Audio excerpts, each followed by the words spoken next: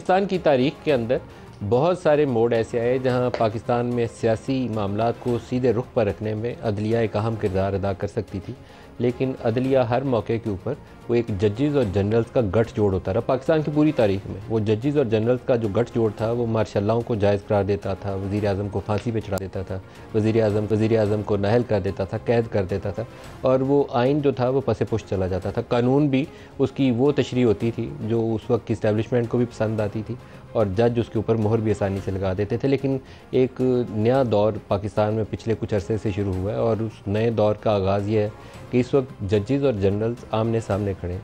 माजी के अंदर ये जो जीम वाला जोड़ है ना, इसमें जजेस भी थे, जनरल्स भी थे और जर्नलिस्ट भी थे, और सारे एक ही रुख के ऊपर, हवा के रुख के ऊपर ज़ोर लगाते थे, और वज़ीर आज़म को गिरा के परे फेंका जाता था, और कोई दूसरा बंदा बोलता भी नहीं था, चूँच रहा भी नहीं थी होती।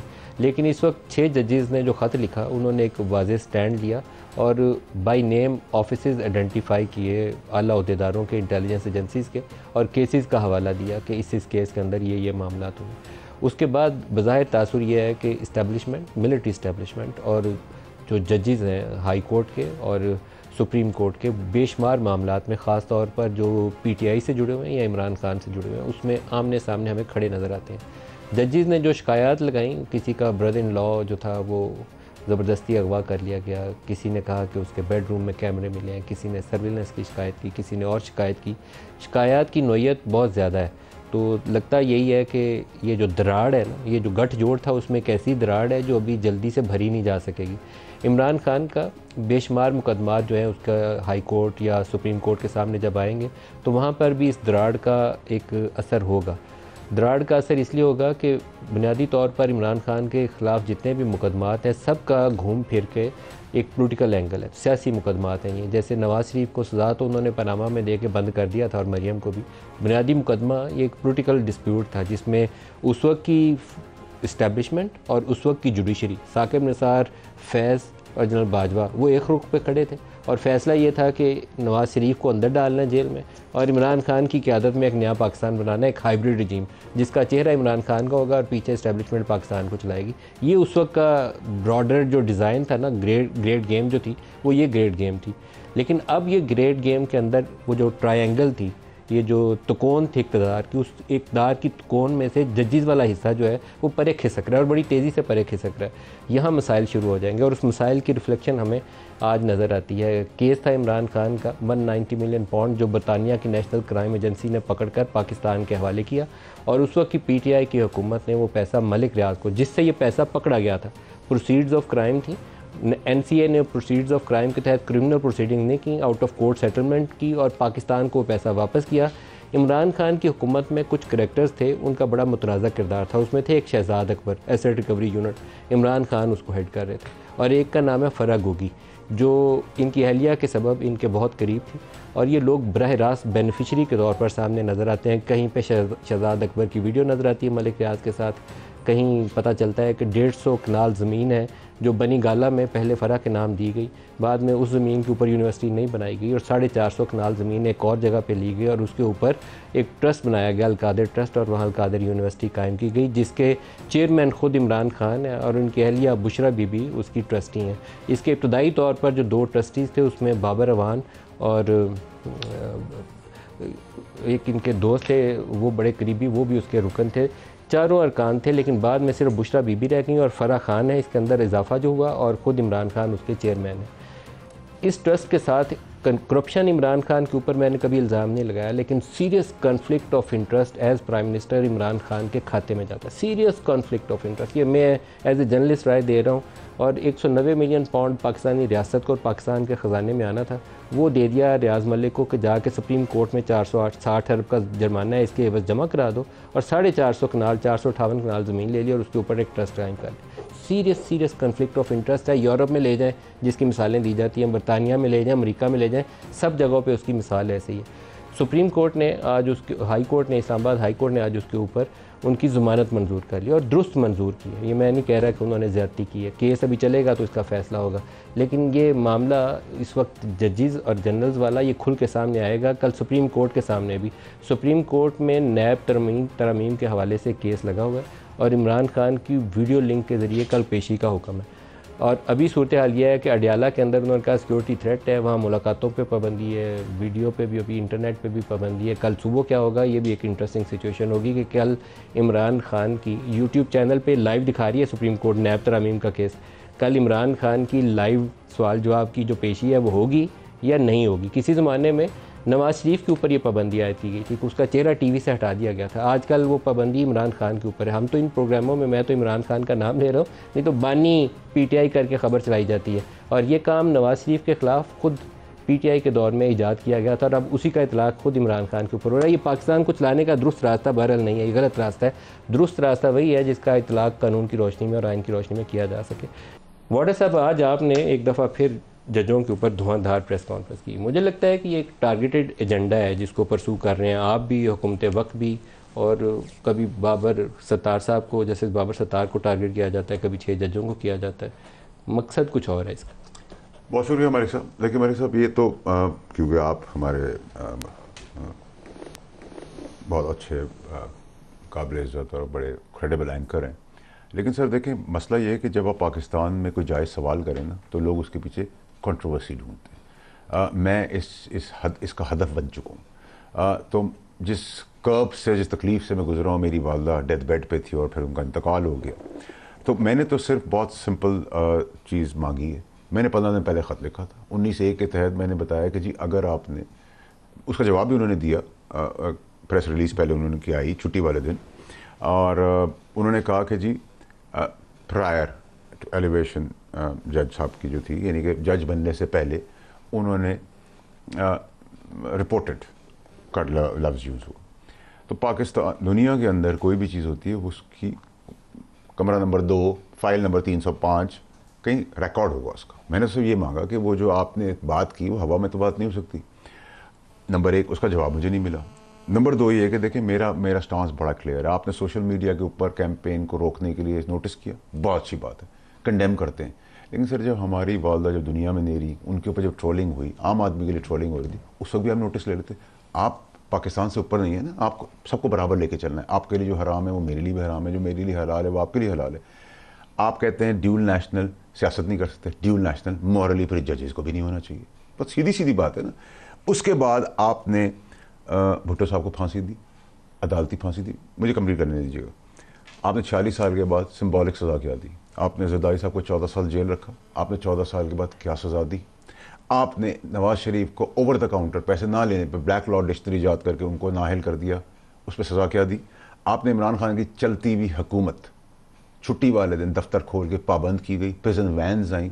हाई कोर्ट के उस वक्त चीफ जस्टिस साहब थे अथर मिनल्ला, बड़े तारीखी और बड़े तारीखी फैसले करने वाले जज हैं, वो वहाँ मौजूद थे। सुप्रीम कोर्ट के बाहर खड़ी थी, ठीक है, नहीं मैं तो उनके दफ्तर खोलने की बात कर रहा हूँ, ठीक है जी। उसके बाद आपने नस्ला टावर गिरा दिया, सस्ती रोटी हुई पंजाब में, आपने स्टे ऑर्डर दे दिया। कल इलेक्ट्रिक बाइक्स का आया कि जी इलेक्ट्रिक बाइक पंजाब हुकूमत दे रही है, आप कह रहे हैं कोर्ट के अंदर के वन व्हीलिंग होगी और वो खातूनों को छेड़ेंगे। If you know everything then you take the charge. नस्ला उसके अंदर रेकॉर्ड के अंदर अरबों डॉलर आपने गिरा, अरबों डॉलर नुकसान कर दिया। स्टील मिल, ठीक है, स्टे ऑर्डर 2700 अरब आपने लेने हैं। ये वो एरियाज है जजेस को नहीं जाना चाहिए, ठीक है, बट जा रहे हैं ना, तो उसको 141 पे हैं आप सर, हमने रिवर्स गियर लगाना, मतलब 300-400 पे आप पहुंचेंगे। अच्छा, नंबर 2, आपने कहा इंटेलिजेंस इदारे हमारी मुदाखलत करें। 1 साल बाद आपको क्यों याद है, छोड़ दें इसको। परसों आपने खत लिख दिया, मेरा 15 दिन से जवाब नहीं दे रहे, परसों आप खत लिख रहे हैं कि फिर मुदाखलत हुई। आप ज़बानी कोई चीज़ नहीं होती दुनिया में, सबूत जो हमसे तराजू में मांगा जाता है ना, सबूत। हमारे सबूतों को भी कहा गया, मैं सिटीजन था, एक्वायर नहीं की थी, लफ्ज़ था एक्वायर, मैंने एक्वायर नहीं की, मैंने किसी का ओथ नहीं लिया, लेकिन नादरा के डॉक्यूमेंट्स भी थे। 2 दफ़ा सजा दी गई मुझे, ट्रायल की भी इजाज़त नहीं दी गई, क्योंकि अथर मिल्ला साहब बहुत बेबाक, बहुत ज़बरदस्त सख्त जज हैं। तो as chief justice high court, वो इतनी बड़ी चीज़ तो मिसलीड नहीं हो सकते ना, छोड़ दें, रिकॉर्ड होगा। और अगर रिकॉर्ड है तो ख़त्म करें इस कंट्रोवर्सी को, नहीं है तो फिर तो ट्रबल है दोनों के लिए। प्रोग्राम में दोबारा खुशामदीद कहते हैं। वाडा साहब, इमरान खान का जो आज का फैसला है 190 मिलियन पाउंड वाले केस में, अलकादर वाले केस में, इद्दत वाला मामला भी उनका चल रहा है और बहुत बेहुदा केस है। आई विश कि उसको ख़त्म कर दिया जाए, उस केस को आगे ना किया। आप भी घटिया कह रहे हैं, मैं उसको कहता हूँ कि इससे ज़्यादा बेहुदा केस नहीं हो सकता। तो इमरान खान की ज़मानत होगी, बाहर निकलेंगे? देखिए ये तो जेल भी वो लोग ही देते हैं अदालत में जो बैठे हैं मैं बेल भी वही लोग देते हैं, उनकी मर्जी से बंदा कब वो वापस आ जेल दे सके। देते हैं, कब वो बेल दे देते हैं, किसी का कुछ पता नहीं होता। तो अगर आप मुझसे कानूनी और दुनियाई तौर पर पूछेंगे तो मुझे अभी निकलते हुए नजर नहीं आ रहे। आपको नहीं नजर आता? मुझे नजर नहीं आ क्यों? रहा, ठीक है, बिकॉज केसेस का फैसला इतनी तेजी से हो भी नहीं सकता ना। अभी चलें, वो तो जो इद्दत का केस है वो तो थर्ड क्लास में हाइट घटिया केस है, ठीक है। प्रॉब्लम मैं वही कर रहा हूँ भाई साहब, जो आप और मैं या सलमान अकरम साहब जो बात करना चाह रहे हैं ना, वो समझ नहीं रहे आप। हमारा ब्रॉडर इशू ये है कि आपकी इन्वॉल्वमेंट निकाह में भी आ गई है। मतलब एक आदमी औरत का निकाह नहीं है, वो पब्लिकली आए कहते हैं निकाह है, उसको भी कवर दिया इस्लाम ने। लेकिन यहाँ निकाह है, एक पुराना शौहर जो फैसले लेता रहा, बेशरम आदमी जो फ़ायदे लेता रहा, उसकी गवाही पे आपने उड़ा दिया। फिर आपने इलेक्ट्रिक मोटरसाइकिल गरीबों को देने की बात की, तो आपने कहा वन व्हीलिंग करेंगे, और आपने कहा कि जी ये शरारतें करेंगे ख़वातीन के साथ।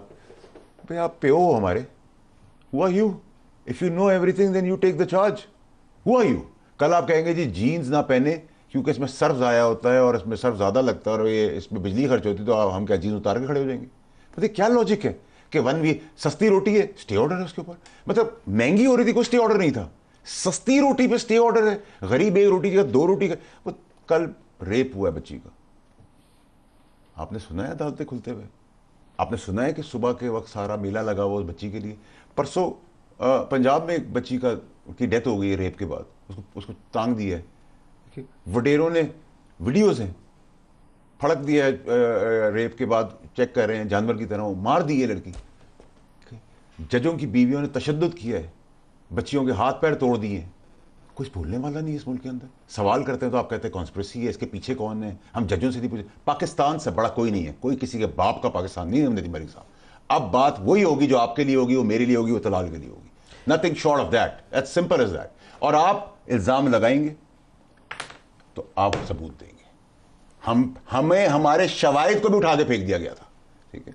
हम बहुत मार खाए हुए लोग हैं, ठीक है सर। और अब हम अल्लाह की मेहरबानी से हम लेजिस्लेटर्स हैं, हम कानून बनाएंगे, हम तशरीह करेंगे, हम उसको इंप्लीमेंट कराएंगे, कोई और नहीं बताएगा हमें। नंबर एक, अब आपने काजी फायज़ साहब ने नाअहली नवाज शरीफ साहब की थी, क्योंकि असम्बलियों से कानून आया था, नाअहली का टाइम गुजर भी गया, फिर भी नाअहली ख़त्म हो गई क्योंकि कानून बना दिया। कानून, ये हमारी कमज़ोरी है। तलाल के ऊपर कोई काम मसला आता है तो हम कहेंगे तलाल नून लीग का है, इसलिए इसको जाने दो। अब नहीं होगा। अब तलाल के साथ कुछ होगा, मुखालिफ भी मेरे साथ सियासत में होगा, मैं खड़ा हूँगा इसके साथ। पीटीआई के साथ होगा, मैं खड़ा हूँगा। एमक्यू के साथ होगा, मैं खड़ा हूँगा। बिलावल साहब के साथ करा होगा, पीपल्स पार्टी के साथ होगा, मैं खड़ा हूँगा। अब पेटी बंद भाइयों की बात आ गई है ना सर। हम गैंगस्टर नहीं है, हम गैंग करके नहीं चल रहे। हम सिर्फ खड़े हैं कि आज अगर हमारा अदालती निज़ाम से तकिया ख़त्म हो गया, हमारे बच्चे इस मुल्क में नहीं रहेंगे। Talal, welcome back. वाडा साहब, कल सुबह इमरान खान और सुप्रीम कोर्ट का केस नैब तरमीम वाला पेशी होगी वीडियो लिंक पे? देखिए नदीम मलिक साहब, जितनी मेरी अंडरस्टैंडिंग एनालिसिस है उसके हिसाब से देखें, वो एक्यूज्ड हैं, कन्विक्टेड भी हैं। लिंक पे तो वो आएंगे, बट लिंक पब्लिकली टेलीकास्ट नहीं हो सकता ना। पिछला पूरा उनका कार्रवाई लाइव जा रही है वीडियो लिंक के ऊपर, तो आप ब्लॉक करेंगे कि इमरान आ गया? नहीं, मैं तो नहीं, मेरा तर्जी है आप लाइव जानी चाहिए। देखिए ये तो मैंने आपको कहा ना सर, देखिए प्रॉब्लम क्या है मलिक साहब, जैसे नवाज शरीफ पे पाबंदी, हमारे हमारे वहाँ इशू है। देखिए मुझे आप बाइफरकेट करें चीज़ों को। क्या आइन और कानून में कहीं लिखा हुआ है कि शहादतें फौजी देगा और पुलिस वाला देगा? क्या आइन और कानून में कहीं लिखा हुआ है कि सियाचिन के अंदर वो ड्यूटी देगा, अपनी उंगलियां झड़वा देगा, अपना जिस्म झड़वा देगा, फिर हम उसकी तस्दील भी करेंगे, उसको तमाशे बनाएंगे? फिर आइन और कानून में ये भी लिखा हुआ है कि मैं उठ के कहूँ फ़लाने आदमी ने मुझे फ़ोन करके धमकी दी है और मैं सबूत शवाहिद ना दे सकूँ, तो फिर अगर मैं सलमान अकरम राजा साहब का डिबेट ले लूँ कि इसको प्रूफ नहीं कर सकते, लेकिन एक्चुअली वो मुजरिम है या जिन्होंने किया है, तो क्या आज जो उनको मिल रही हैं चीज़ें रिलीफ, वो एक्चुअली में वो जुर्म हुआ है लेकिन शवाहिद नहीं, इसलिए रिलीफ है? ऐसा नहीं हो सकता ना, सिलेक्टेड नहीं हो सकती चीज़ें। आपको अब जब आप मुझसे शवाहिद मांगेंगे, आपसे मांगे 25 करोड़ लोगों से मांगेंगे, आपको भी देना पड़ेगा।